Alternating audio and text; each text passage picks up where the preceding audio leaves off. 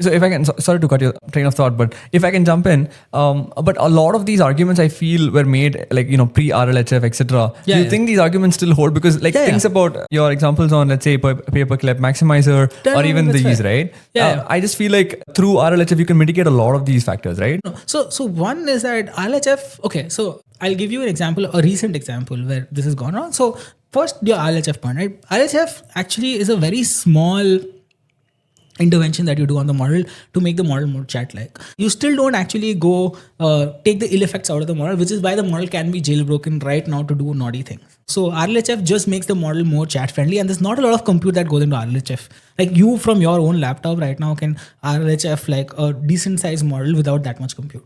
Because there's not. But the other thing that's happening right now is RL, which is just regular reinforcement learning, right? You're essentially giving models problems in coding and asking them to code, and you're essentially seeing that these models are essentially exhibiting the same kinds of behavior.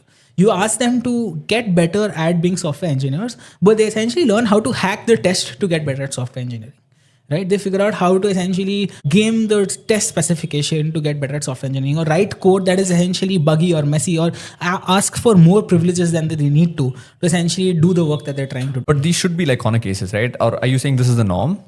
These are essentially corner. So there are like too many corner cases that you don't know. Essentially, the leakages in the model that happen. The norm essentially is that whenever you give any intelligent, and this holds true pre LLM or outside, you give any intelligent agent, and by agent I mean like the small A agent, not capital A, not an AI agent. Give any agent a task and you ask it to optimize on the task, it will figure out a way where it might deceive the ultimate goal that you have. So this is called Goodhart's law. Which is Goodhart's law is basically when a goal becomes a measure, it ceases to be when a measure becomes a goal, it ceases to be a good measure. Whereas essentially, you know the famous cobra story? No.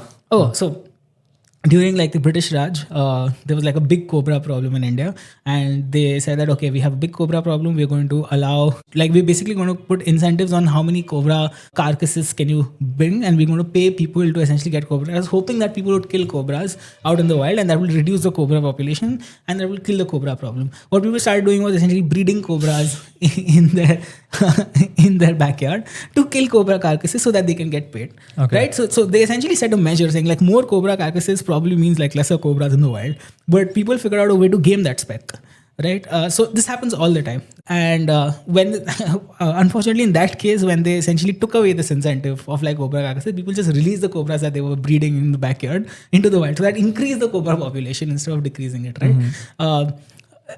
Even as employees of companies, right?